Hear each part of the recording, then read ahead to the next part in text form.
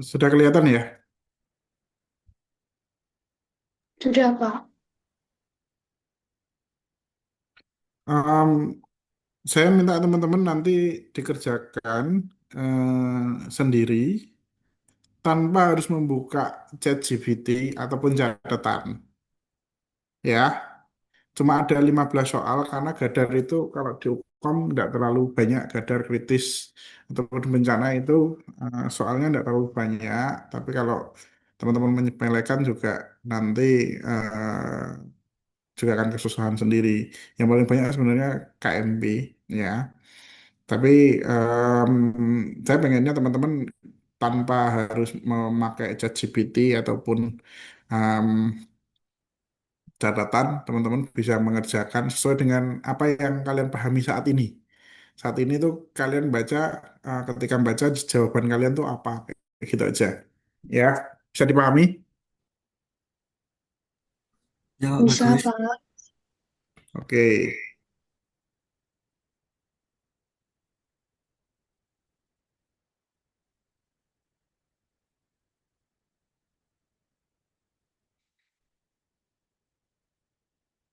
oke untuk soal nomor satu, ya, silahkan dikerjakan waktunya 1 menit.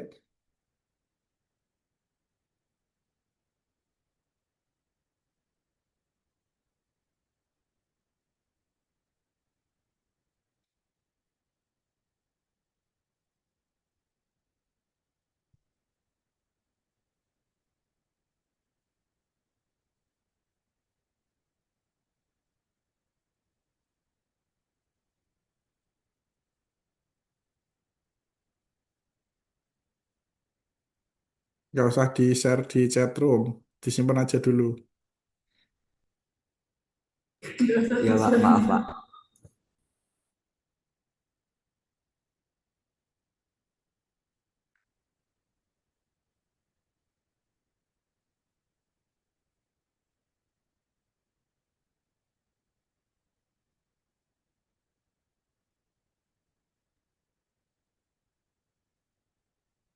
Soal nomor dua,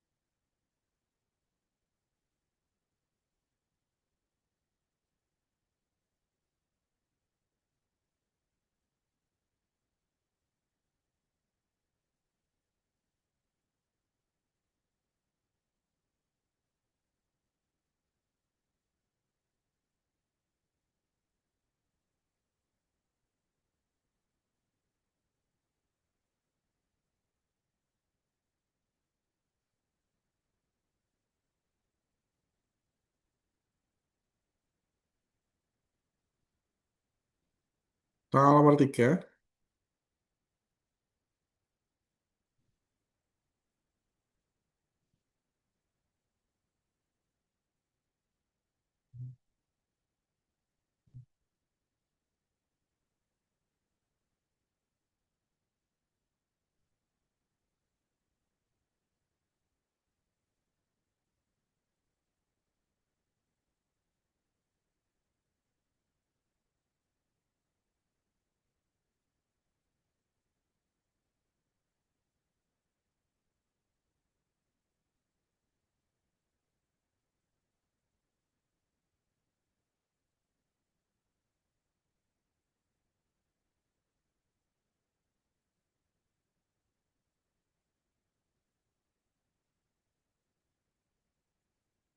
soal nomor empat,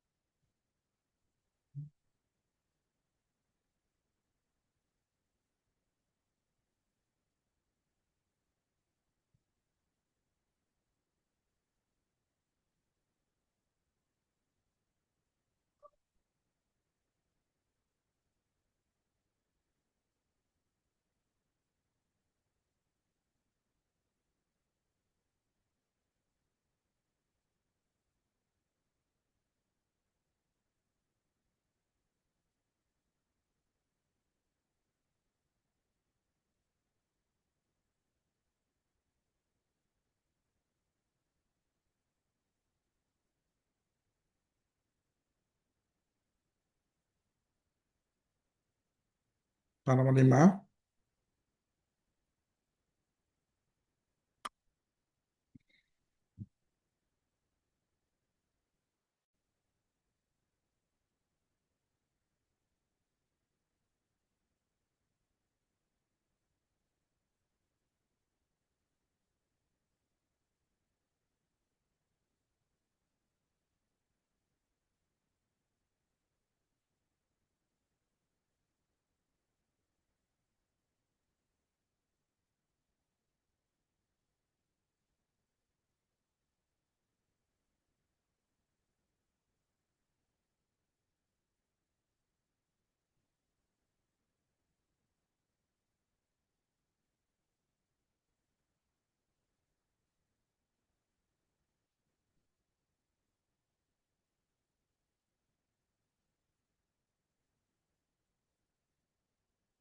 Soal nomor 6.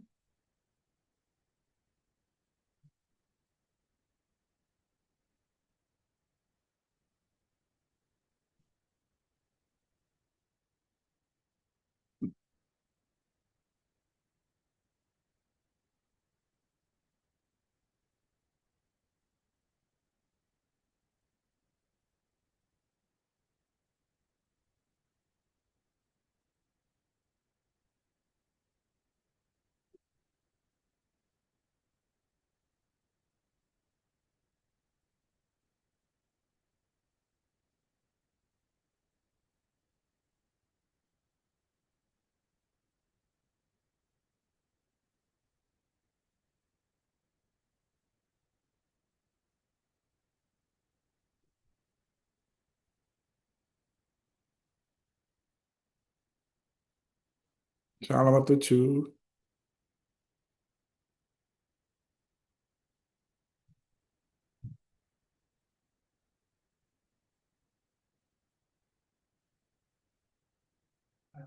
7.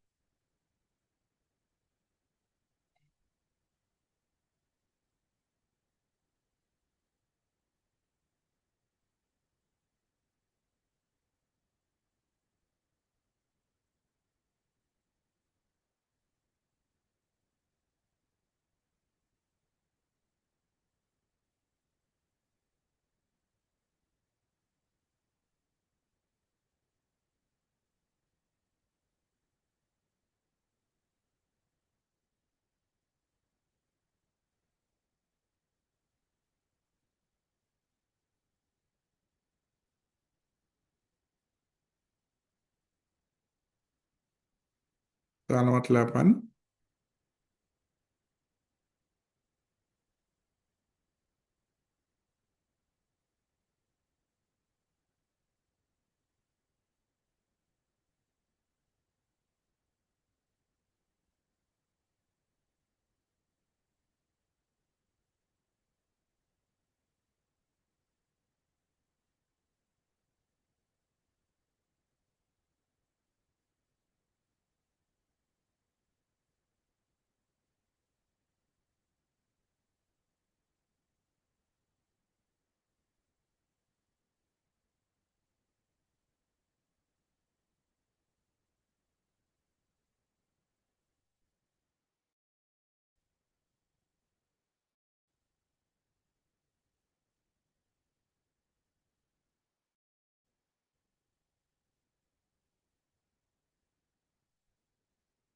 Soal nomor 9.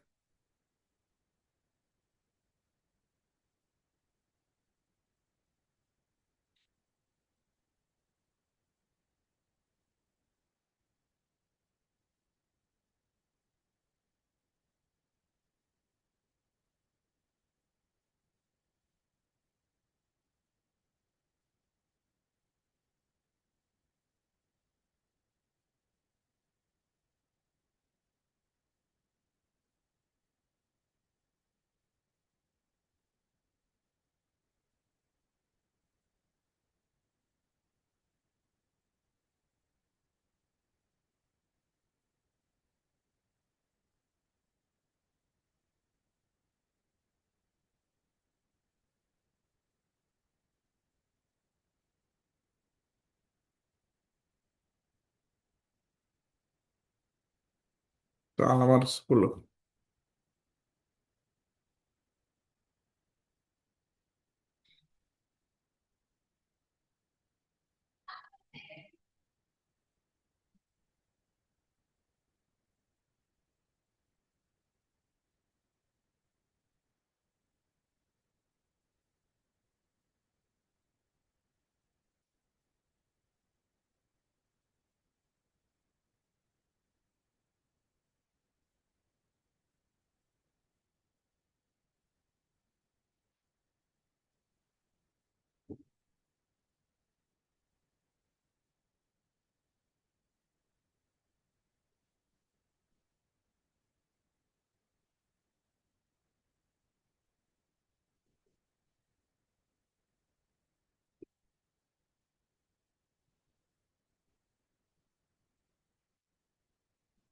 Soal nomor 11.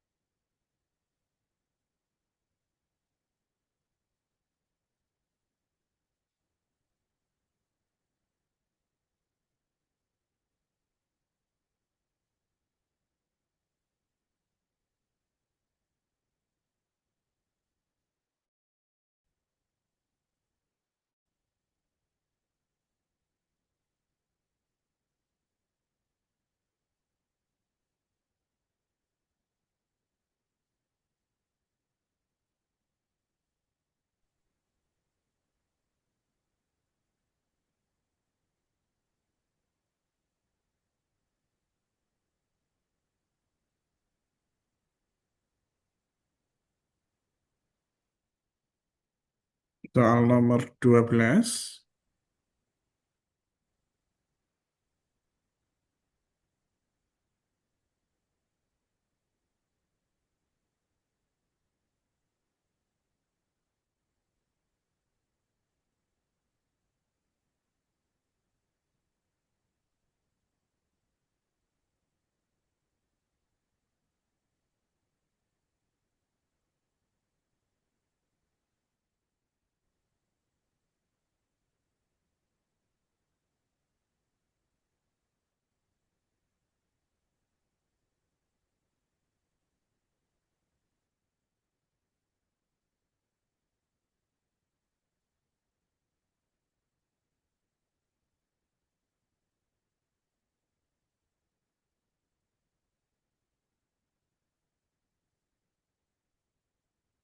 Soal nomor 13.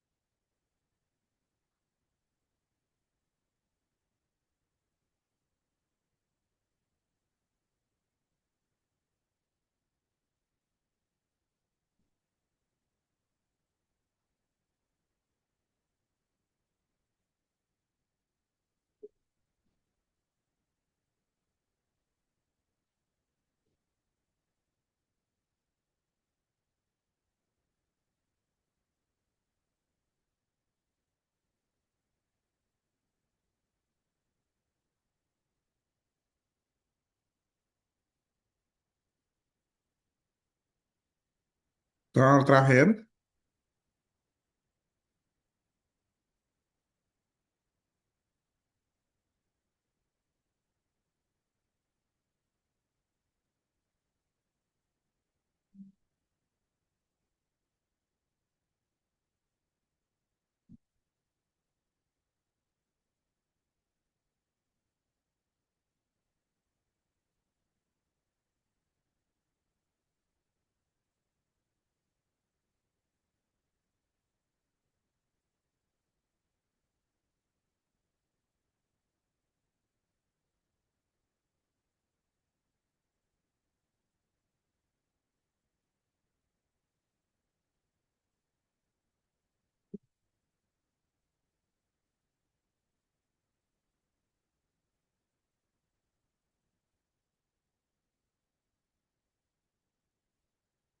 Oke, sudah semua?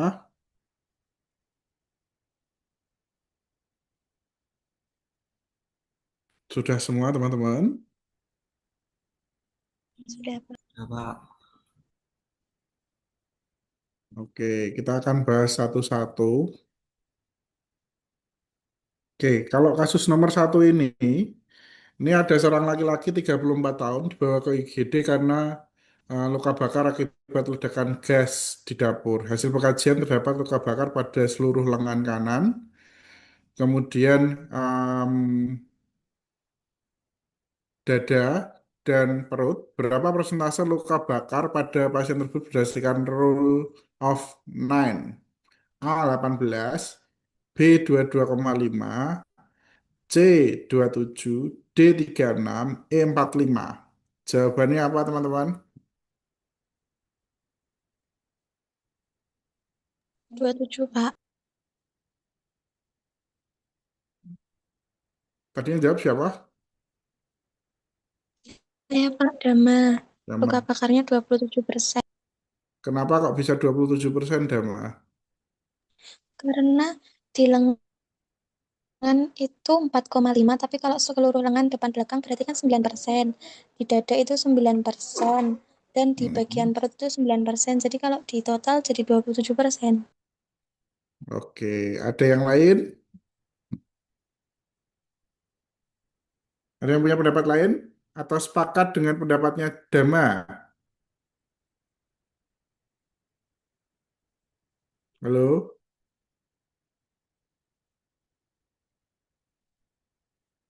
Kok pada diam semua? Jadi di sini tidak menyampaikan lengan atas ataupun lengan bawah. Ini berarti sama aja seperti dengan tangan, ya kan? Seluruh lengan kanan, ya kan? Berarti seluruh tangan. Berarti depan, belakang, ya.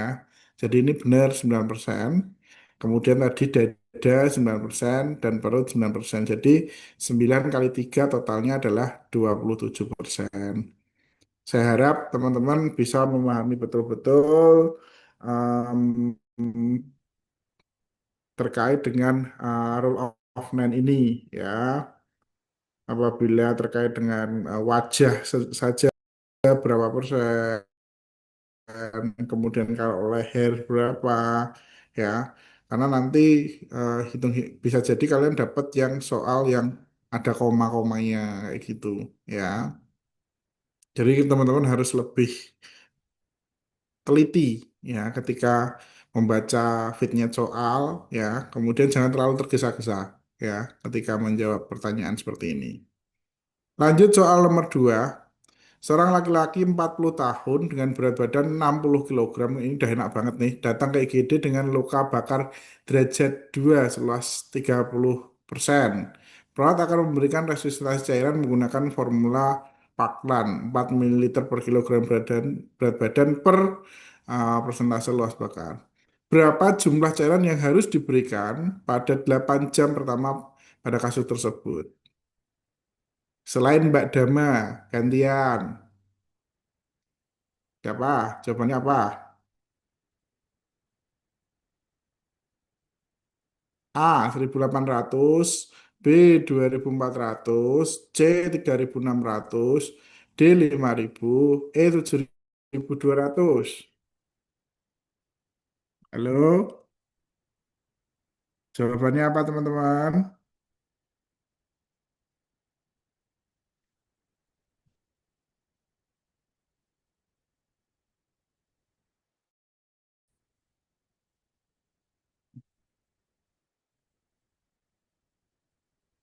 Mbak Ajeng Puspita. Mana Mbak Ajeng?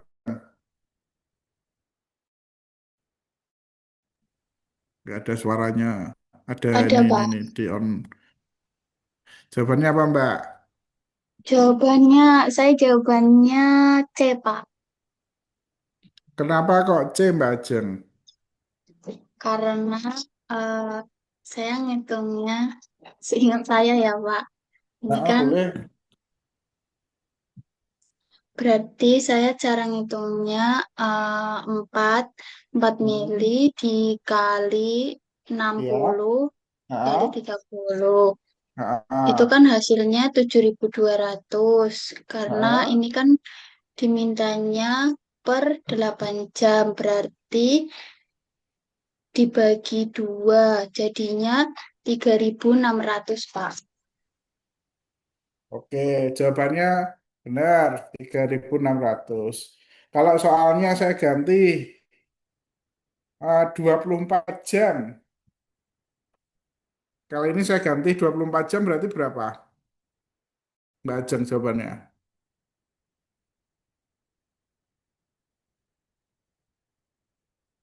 Halo Mbak Ajeng, Kalau diganti jadi berapa Pak? 24 jam. Jadi 24 jam. Ya, pertanyaannya berapa jumlah cairan yang harus diberikan dalam 24 jam pada kasus tersebut? Jadinya 7.200.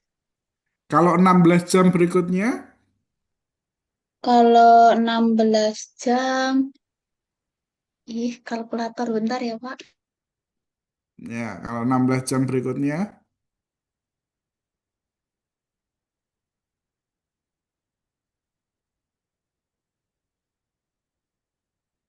Jadinya 3.600. Gitu. ya jadi kalau 8 jam ataupun 16 jam, ya 8 jam atau 16 jam berikutnya, itu sama-sama setengah dari kebutuhan satu hari. Ya, jadi kalau samanya dalam kasus ini 8 jam ataupun 16 jam berikutnya itu tetap 3.600. Kalau pertanyaannya adalah 24 jam, berarti nggak usah dibagi. Jadi rumus ini tinggal dikalikan, ketemunya adalah 7.200. Ya. Nah, besok kemungkinan besar tidak, kalau soal yang susah itu kalian akan mencari prosentasenya ini. Contoh tadi ya, tangan, kemudian perut, dada, ya. Nah, nanti kalian hitung prosentasenya sendiri, kemudian biasanya fitnya ada berat badan, ya. Pertanyaannya menyesuaikan, ya. Ini kalian kalau ini kan mudah banget. Kalian nggak usah nggak usah ngitung berapa prosentasenya ya. Tapi kan kadang soal itu kan disesuaikan dengan mahasiswa di seluruh Indonesia dari ujung timur sampai ujung barat, ya kan? Syukur-syukur kalian bisa dapatnya yang sudah ada hitungannya persentase gini. Kalian tinggal mengalihkan itu enak banget, ya.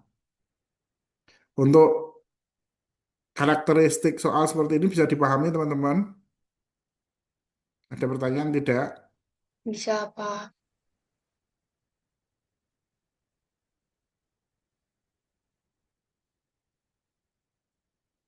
Oke, lanjut untuk soal nomor 3. Siapa yang mau jawab nih?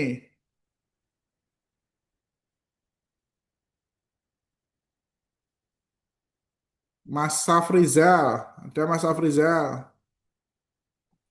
Saya jawabannya Pak, berdiam jalan nafas tidak efektif. Kenapa kok bersihan jalan nafas? Karena itu ada kalimat yang rambut hidung terbakar, Pak. Dan Nah, ada juga putung bercampur arang. nah, ini pasien ini terjadi apa tuh Mas Safrizal?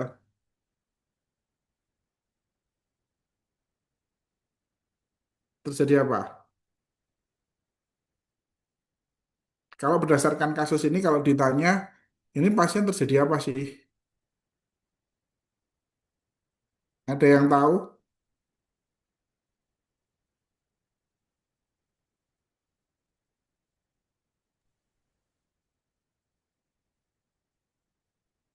Ada yang tahu nggak? Kasus ini tuh terjadi apa?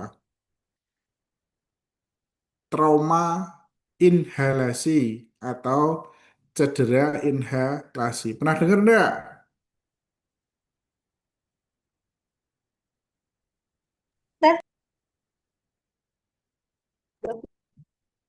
Udah pernah dengar belum Mas Afrizal?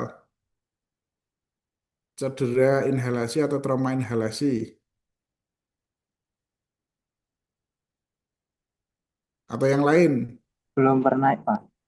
Yang lain udah pernah dengar atau belum? Belum, Pak. Wah, ini lupa ini berarti BTCLC lali, Gadare lali. Ya, jadi kalau ada luka bakar di daerah wajah, ya, ataupun dia habis terkurung di area kebakaran, ruang yang terjadi kebakaran, kemudian dia berada di asap yang tebal, ya. Ciri-cirinya cedera atau trauma inhalasi itu luka bakarnya ada di daerah wajah dan leher, ada rambut hidungnya terbakar, suaranya serak, dan sputumnya bercampur arang. Ya, ini ciri khas seseorang itu mengalami trauma inhalasi atau cedera inhalasi.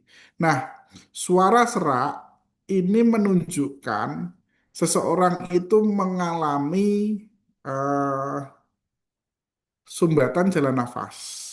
Ya, nah ini kalau pada kasus-kasus trauma inhalasi atau cedera inhalasi ini dapat mengakibatkan korban itu mengalami snoring, stridor, ya, stridor, ya, suaranya ini serak, ya kan?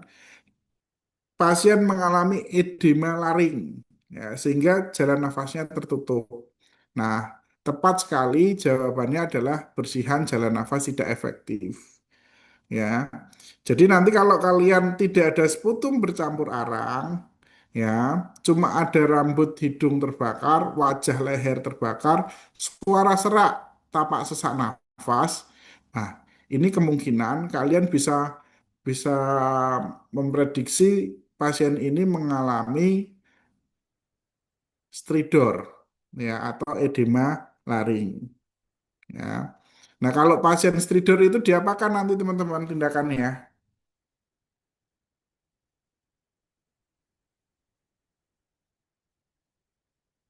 Kalau ada pasien stridor,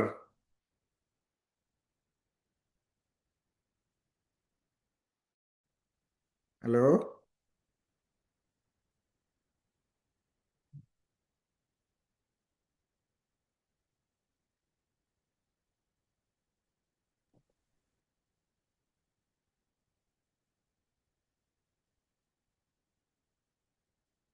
halo, pernah dengar stridor enggak? Pernah, Pak. Kalau stridor diapakan? Yang needle itu bukan sih Pak, Yang apa? needle tarakosin. Needle thoracosintesis. Yakin. Ya, kalau stridor itu pertama tindakannya adalah dipasang ETT, endotracheal tube, ya kan?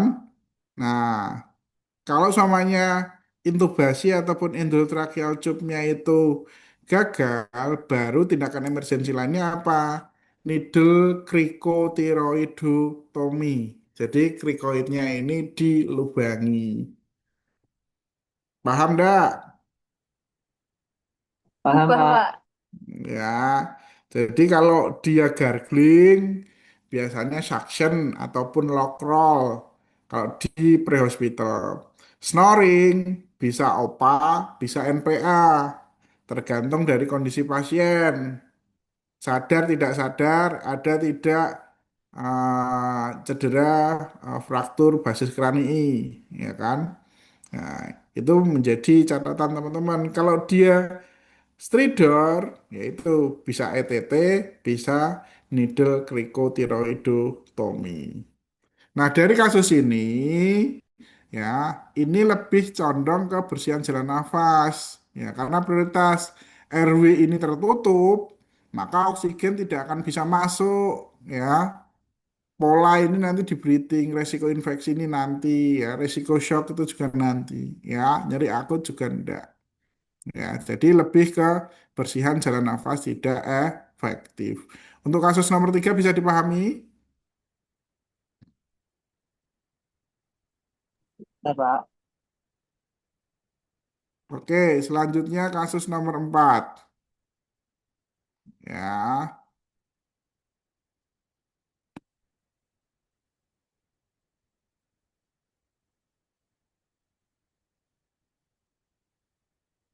Mbak Cika Tiara.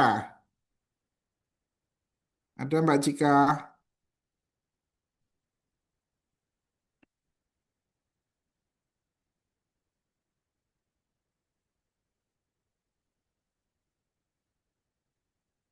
Tidak berespon. Mas Dodi,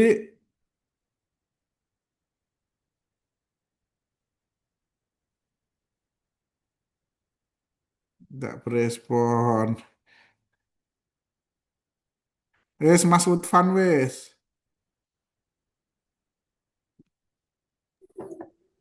Hmm, C Pak. Oh, fasilitasi drainase Venus. Kenapa, Mas?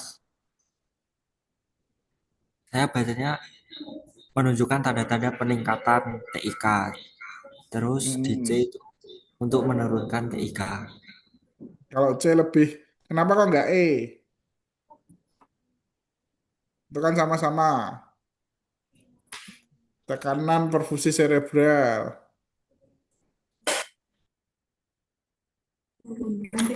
Karena posisi head up menurunkan TIK. Oke, jadi kalau semuanya dia ada eh, cedera kepala, ya, cedera kepala itu macam-macam ya. Biasanya dia ada perdarahan di daerah kepala, sehingga eh, itu menekan otaknya. Ya, cairan atau perdarahan yang ada di dalam rongga kepalanya, ya, atau di tengkoraknya itu otak, sehingga bisa menyebabkan peningkatan tekanan intrakranial. Nah, posisi head up, ya. Jadi nanti ketika ketika ada kasus selain cedera kepala, biasanya stroke hemorrhagic, ya. Berarti stroke yang disebabkan karena perdarahan, pecahnya pembuluh darah, ya. Nah, ini juga akan diberikan posisi head up 30 derajat.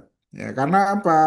Posisinya, posisinya nanti akan lebih tinggi, ya, kepalanya, ya. Jadi untuk menurunkan tekanan intrakranial, ya. Jadi tekanan intrakranial ini harus diturunkan. Salah satunya kita memberikan pengaturan posisi head up 30 derajat. Ya.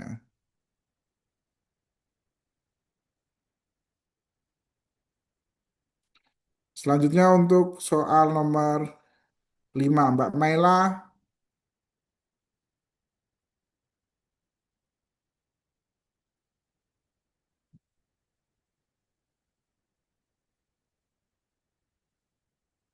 Halo, Mbak Maila.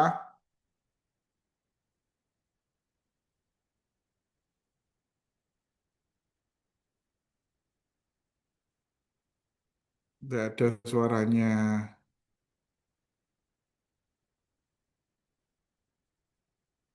Mas Dery, Mas Dery.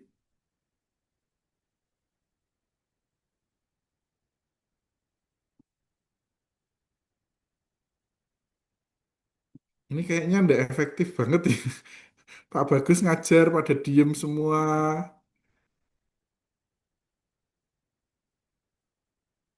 Ini apa? Kamu Mas, Mas Lutfan. Ya, kurang lebih sama. Jumlahnya juga segini-gini doang.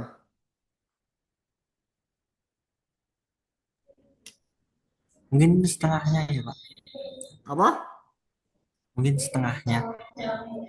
Setengahnya itu gimana? Sekitar 30 sampai 40. 30 sampai 40. Lah itu yang lain pada kemana berarti? Setengah yang lain. Kan Karena ada totalnya itu beberapa kan yang 90-an gabung. toh. Ada beberapa yang gabung. Jangan gabung. Ini Mas Dery jawabnya B. Ya. Sepakat dengan Mas Dery atau ada yang lain?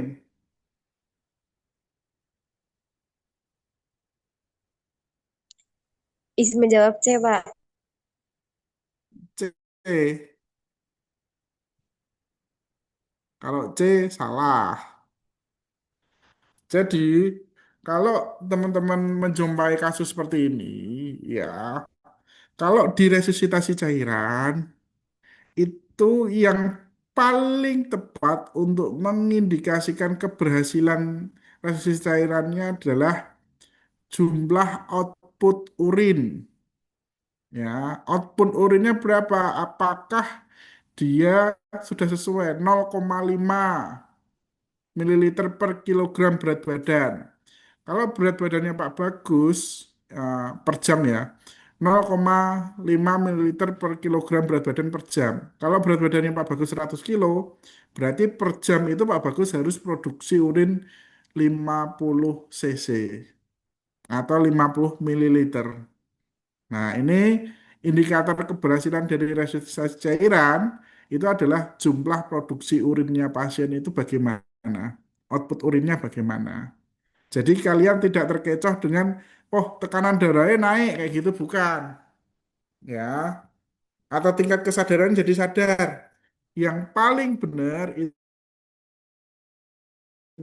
adalah kalau resusitasi produksinya secara normal. Ya, itu. Jangan sampai teman-teman kalau ada dapat soal dengan resusitasi cairan, ini sering keluar teman-teman. Ya, evaluasinya apa? Kan kayak gitu. Output urin. Ya,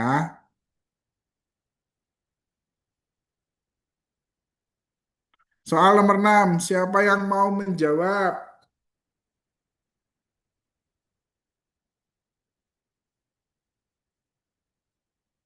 Nomor 6.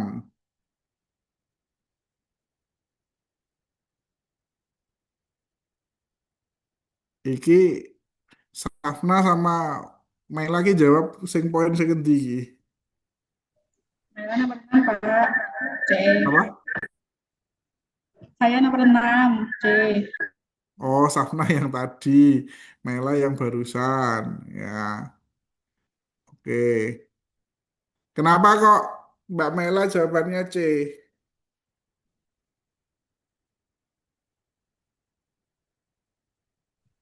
Karena itu Pak, biar apa memperlambat penyebaran bisanya, Nah, pisahnya.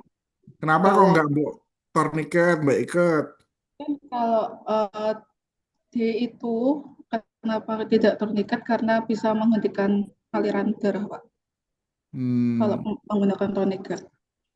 jadi kalau semuanya ataupun memberikan kompres hangat itu tindakan pertama yang kita bisa lakukan atau tindakan prioritas ya, itu adalah imobilisasi lengan ya. Jadi tidak tidak kita malah memberikan tourniquet atau kita hisap ya bisanya ya atau kita berikan sayatan itu enggak ya. Yang paling benar adalah kita imobilisasi lengan dengan bidai ya. Jangan sampai kita salah memberikan pertolongan. Contoh kalian pengen hisap bisa ular karena di TV-TV itu dihisap ya kalian malah nanti yang kena racunnya ya. Jadi imobilisasi lengan dengan bidai ataupun penyangga. Oke, kasus nomor 7. Siapa yang bisa jawab?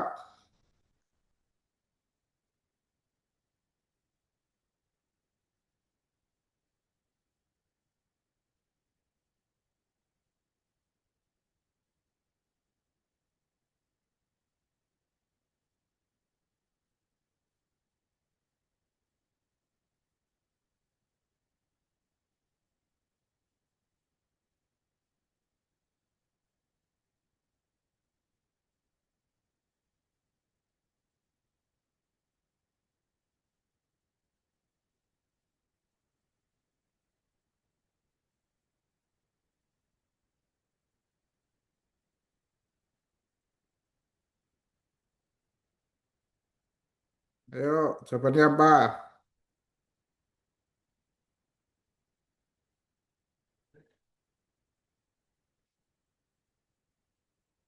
Ujian Mas Dery Muafa. Kenapa jawabannya A, Mas? Saya cari di chat GPT, Pak. Iya, Mas Dery.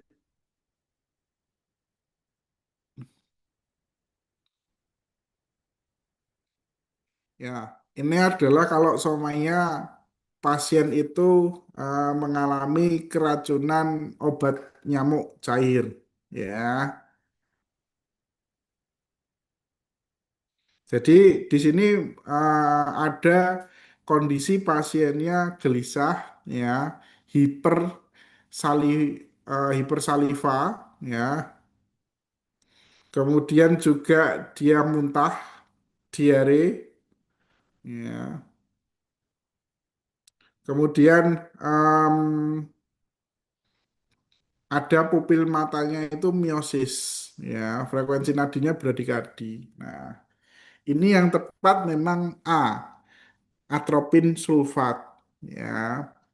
Kalau naloxon itu untuk antidotum morfin, ya, heroin kayak gitu. Itu naloxon, ya. Kemudian ada juga nanti teman-teman juga kalau ada tersengat ubur-ubur, ya itu ada juga sendiri, ya, yang antivenomnya. Ya, kemudian nanti kalau samanya tetanus, tetanus itu dapatnya apa teman-teman? Pernah dengar nggak? Injeksi TT atau ATS atau sabu atau apa? Kalau dia terkena tusukan benda berkarat, contoh paku, ya, itu penata laksanaannya diberikan apa? Injeksi apa?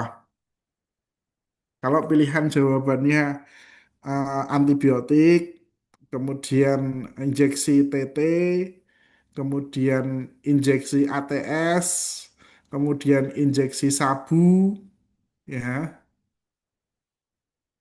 apa aja teman-teman? Diberikan apa?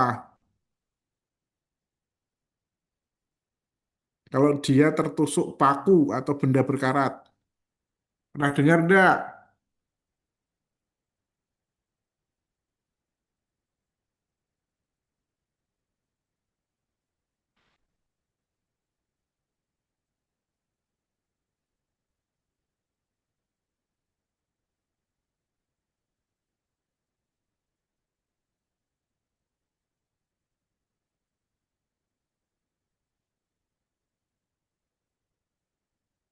Halo,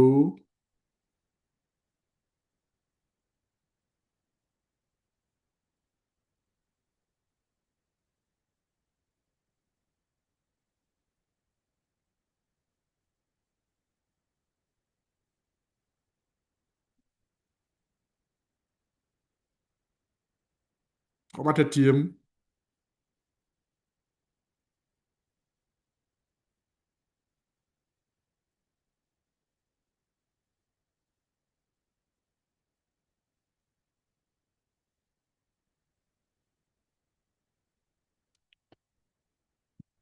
Kalau ada pasien yang datang, dia tertusuk paku atau benda berkarat, ya injeksinya itu adalah ATS, bukan TT ataupun sabu.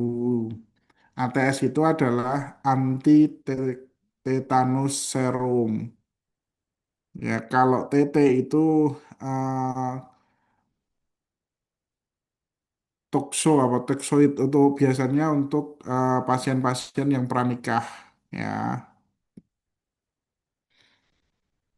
Jadi kalau teman-teman nanti ada kasus dia tertusuk paku, ya, dia dilakukan penata laksanaan pemberian injeksi atau serum ATS, ya.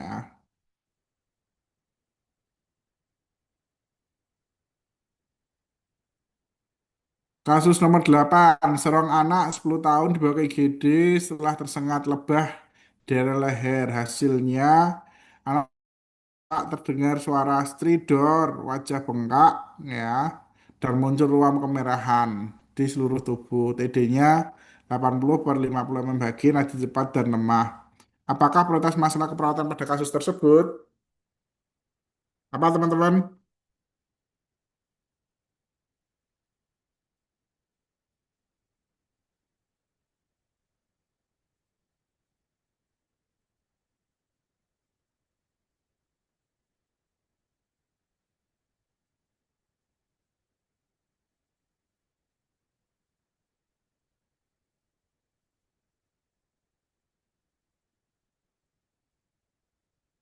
Halo, jawabannya apa?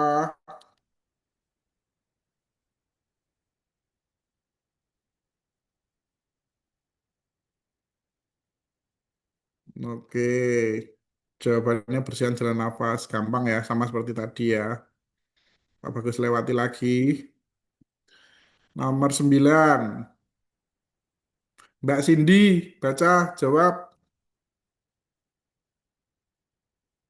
Jawabannya apa Mbak Cindy?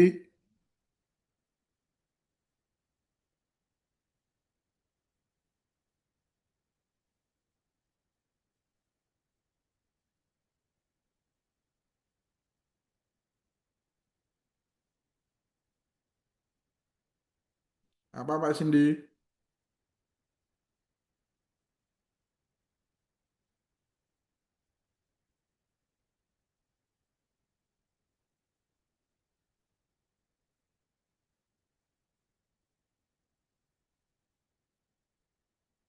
Nah, kayak gini diam. Mas Lutfan, lagi wis mesake.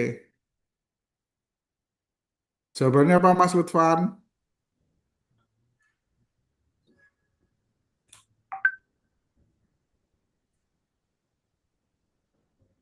Apa Mas?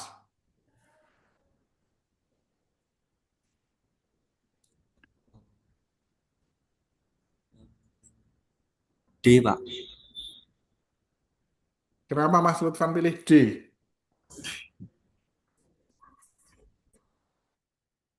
Kenapa Mas?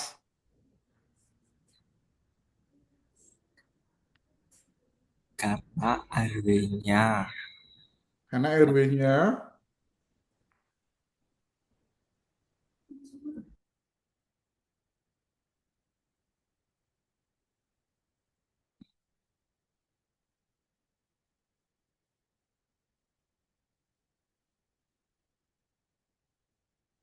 Oke, jawabannya D benar. Ya,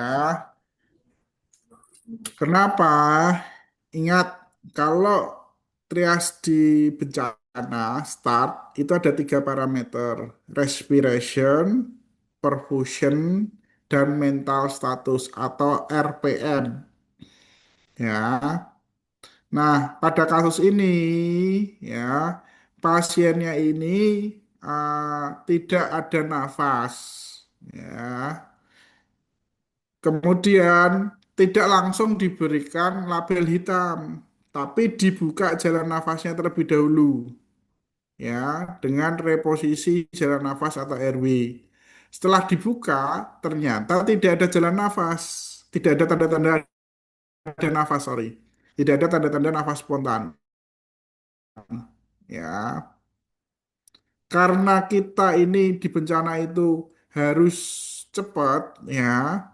Jadi kita tidak hanya berfokus pada satu korban saja. Kita kan tagging atau labeling, ya. Nah, kalau semuanya ini tidak ada nafas, ya kita langsung berikan label hitam, langsung ke korban yang lainnya, ya. Tidak perlu kita berikan kayak gitu atau pasang opat, tidak. Jadi kita harus penilaian cepat. Beda lagi kalau semuanya dia setelah dibuka jalan nafas itu ada nafas spontan, maka kita berikan tagging warna merah, ya. Jadi harus paham betul-betul. Kemudian di pernafasan itu juga akan kalian nilai kalau semuanya nafas pasien itu lebih dari 30 kali per menit, ya, atau kurang dari 30 kali per menit, ya. Kalau lebih dari 30 kali per menit, ada nafas nih, lebih dari 30 kali per menit, otomatis dia merah. Tapi kalau dia kurang dari 30 kali per menit, kita lihat di perfusinya. CRT-nya bagaimana, ya. Kemudian mental statusnya bagaimana. Nah, ini akan ada kaitannya dengan soal nomor 10, ya. Nomor 10, ya. Siapa yang mau jawab? Mbak Septia Nur Aliyah. Jawabannya apa, Mbak?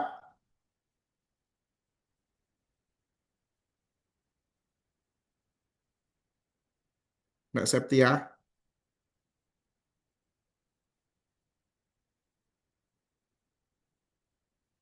Nomor 10 apa, Mbak Septia?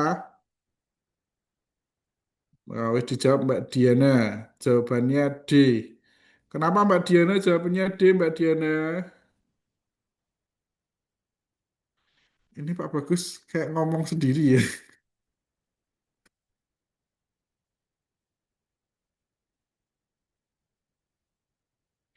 Ada yang bisa bantu jawab? Jawabannya apa? Dan rasionalisasinya apa?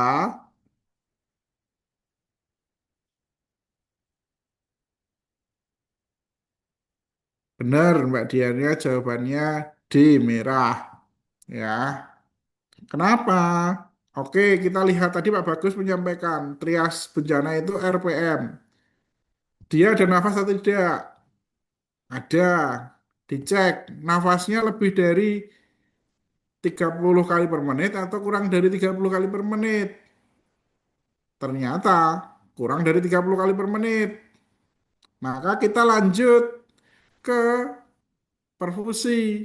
Perfusinya ternyata dia CRT-nya lebih dari 2 detik, pulsasinya nadinya lemah, dan juga mental statusnya itu dia bingung ketika ditanya nama. Berarti label warnanya adalah merah. Ya, jadi taggingnya adalah yang tepat adalah warna merah. Selanjutnya, soal nomor 11. Dalam sebuah simulasi penanganan bencana massal, perawat triase menemukan korban yang tidak mampu berjalan, namun memiliki status sebagai berikut. Bernafas spontan 20 kali per menit, CRT kurang dari 2 detik, dan mampu mengikuti instruksi sederhana seperti angkat tangan dan buka mata. Manakah kategori triase yang paling tepat untuk korban tersebut? Apa jawabannya teman-teman? A hijau, B kuning, C merah, D hitam, E merah muda. Jauh, Pak. Apa? Yang hijau. Hijau. Ya, ingat korban tidak mampu berjalan. Berarti Kuning, Pak. berarti tidak mampu menuju ke lokasi atau sumber suara. Berarti ini kuning. Ya, kalau hijau itu yang bisa jalan sendiri menuju lokasi sumber suara. Ya, bisa berjalan sendiri itu hijau. Kalau dia ini di bawah 30 kali per menit, CRT-nya bagus, kemudian dia kompos mentis, itu taggingnya adalah kuning, tapi dia tidak bisa jalan, ya, itu taggingnya adalah kuning. Bisa dipahami? Bisa, Pak. Nah, jangan sampai terkecoh. Di sini ada vignette-nya tidak mampu berjalan. Ya. Oke, soal nomor 12. Ya. Seorang laki-laki. Ono Mas Andika juga. Halo Mas Andika. Sugeng siang Mas Andika. Dia Bapak masuk siang nih. Wah ya, Bapak Andika gimana kabarnya?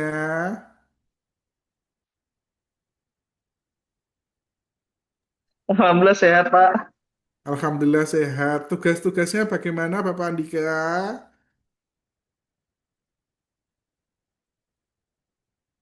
Aman, Pak.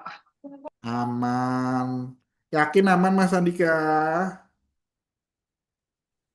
Insya Allah yakin, Pak. Insya Allah yakin. Kasusmu piye kasusmu?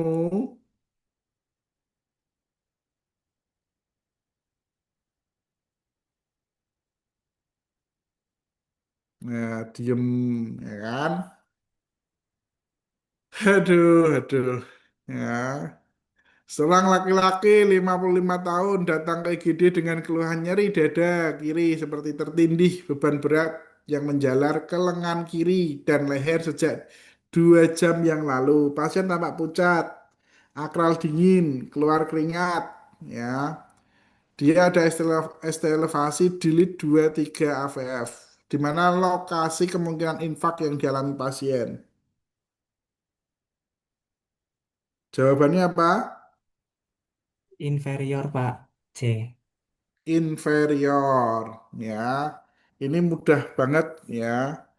Jadi eh, apalan untuk inferior itu eh, lead 2 3 AVF. Ya kalau biasanya kalau septal itu V1 V2 ya kan.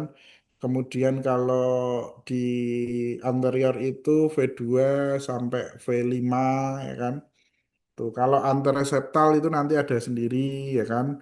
Contohnya AVL lead 1, V3 sampai V6 kayak gitu.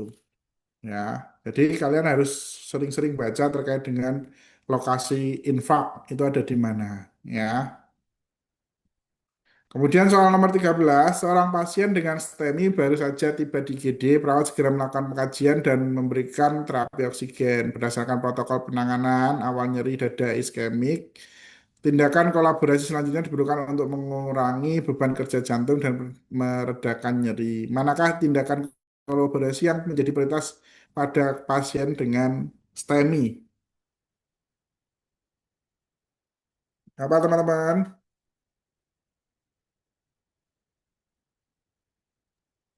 Pemberian morfin intravena, Pak, yang A. Oke, ingat ya. Jadi kalau dia dengan nyeri, nyeri hebat terutama ya. Ingat Monaco kayak gitu morfin ya, ada aspirin ya. Kemudian ada nitrogliserin ya, NTG ya. Kemudian ada clopidogrel ya. Itu juga salah satu penata laksanaan pada pasien-pasien yang mengalami serangan jantung ya. Jadi teman-teman harus paham betul ya terkait dengan nyerinya itu tidak bisa dikurangi dengan asam mefenamat, kayak nggak bisa. Jadi biasanya kolaborasi dengan pemberian morfin dan morfin ini dosisnya yang bisa memberikan adalah dokter. Soal nomor 14, seorang perempuan 40 tahun datang ke IGD setelah mengalami trauma tumpul dada akibat benturan kemudi mobil. Hasil pengkajian itu pasien sesak napas, deviasi trakea, distensi vena jugularis, suara napas paru kiri menghilang. TD-nya 80/50 mmHg, frekuensi nadi 120 kali per menit, akral dingin. Apakah tindakan kolaboratif yang segera yang harus dilakukan untuk menyelamatkan pasien tersebut? Mbak Mizau, apa jawabannya?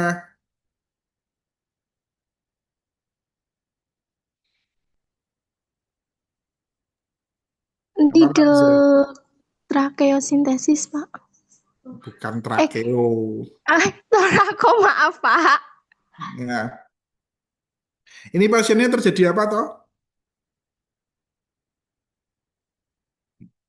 Apakah dia terjadi flail chest? Apakah dia terjadi open pneumotorak? Apakah tension pneumotorak atau hematotorak? Tension, Pak. Ya, kenapa Mbak Ajeng bisa ngomong tension? Ada tanda khas apa? Karena itu ada defisit apa? Deviasi trakea sama distensi vena jugularis, Pak. Iya, Sama suara napasnya itu menghilang. ya, tanda khas dari tension pneumotorak itu deviasi trakea menjauhi dari sisi yang sakit. Ya, jadi ini bisa kita katakan kalau distensi vena jugularis beberapa juga mengalami distensi vena jugularis. Suara nafasnya juga kadang ada yang menghilang juga, yang dia tidak tension. Tapi yang paling khas itu adalah deviasi trakea menjauhi sisi yang sakit, menjauhi sisi yang sakit ya. Nah, ini ya. Pasien ini jelas terjadi tension pneumotorak. Nah, tindakannya apa? Needle thoracosintesis. Ya, needle thoracosintesis itu di mana? Di mana teman-teman? Lokasinya adalah di ICS 4 atau ICS 5, mid axilla anterior, ya axilla anterior, ya bukan di ICS kedua. Kalau ICS kedua mid clavicula itu untuk yang ini apa? Yang anak-anak itu ICS kedua mid clavicula. Tapi kalau yang dewasa itu ICS 45, ICS 4 atau ICS kelima di mid axilla anterior. Ya. Kalau perikardiosintesis itu untuk tindakan apa, teman-teman?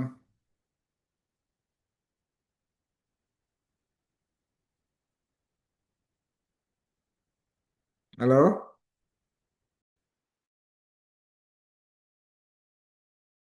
Pernah dengar nggak perikardiosintesis? Eh, Untuk buat Tamponade buat Tamponade layar cairan di jantung. katup. Ya. Jadi kalau dia mengalami tamponade jantung, tindakannya adalah perikardiosintesis. Ya. Soal terakhir, seorang laki-laki 30 tahun dirawat di IGD dengan diagnosis hematotorak dan telah terpasang BSD. Saat perawat melakukan pemantauan, terlihat undulasi naik turunnya cairan pada selang BSD mengikuti irama nafas pasien. Namun tidak terlihat adanya gelembung udara atau bubbling yang terus-menerus. Manakah interpretasi perawat yang paling tepat terhadap temuan tersebut? C, Pak. C. Benar? Oke, jawabannya betul ya. Jadi tidak harus ada bubbling terus-menerus ya. Jadi irama kalau samanya dia naik itu sudah menunjukkan bahwa undulasinya naik turun, itu berarti sudah pas. Ya, bubblingnya itu nggak harus ada gelembung-gelembung udara gitu. Kalau nggak terus-menerus berarti sudah mulai ada perbaikan di fungsi parunya. Ya, jadi gitu. Jadi nanti macam-macam ada teknik pengambilan darah urutannya seperti apa, suction urutannya seperti apa, prosedural interpretasinya seperti apa itu kalian harus paham betul. Ya, ada yang betul semua,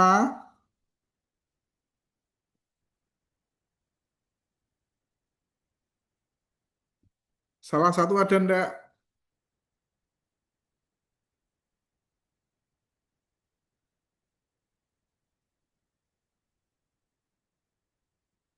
salah dua, siapa salah dua, salah tiga,